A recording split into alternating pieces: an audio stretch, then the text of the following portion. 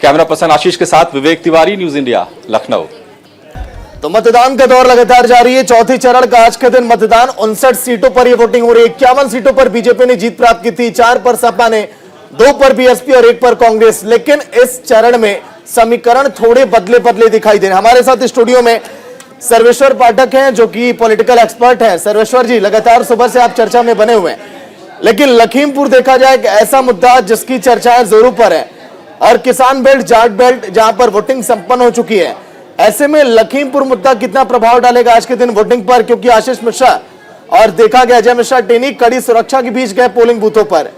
कितना प्रभाव पड़ेगा और क्या इसका असर पड़ेगा परिणामों पर? सर्वेश्वर जी, देखिए, लखीमपुर खीरी का प्रभाव तो आंशिक रूप से, मैं शुरू से कह रहा हूं कि इसका प्रभाव आंशिक रूप से पड़ा है। और आज का अगर आप देखा जाए तो वहाँ पे जो स्थानीय लोग हैं इस प्रभाव को उतना मतलब महत्व नहीं दे रहे हैं इस मुद्दे को। और जो लोकल मुद्दा है, जो उनके सामने मुद्दा है, महंगाई का है, नौकरी का है, उसके बाद आपके विकास का मुद्दा है, उन्हीं मुद्दों पे वो वोट डाल रहे हैं। देखिए, किसान की अपनी कोई न जाति होती है न कोई ये होती है, हर वर्ग का किसान है। तो अभी अगर किसान वोट देने जाता है तो ब्राह्मण किसान भी है, तो वहाँ पे दलित किसान भी है। तो लखीमपुर खीरी में यह मुद्दा आंशिक रूप से रहेगा। जो बीजेपी के धुर विरोधी है वही इस मुद्दे को वहाँ पे बीजेपी के अगेंस्ट वोट करेंगे, नहीं तो वहाँ के बाकी के लोग। सर्वेश्वर जी, जब बात आप किसानों की कर रहे हैं तो ये भी जानना बेहद जरूरी है कि 59 जो सीटें हैं जहां पर वोटिंग है, 50 ऐसी सीटें हैं जहां पर सांड मुद्दा इस बार गरमाया हुआ है और इसको विपक्ष भुनाने में लगा है, तो ये भी एक बड़ा प्रभाव डालेगा।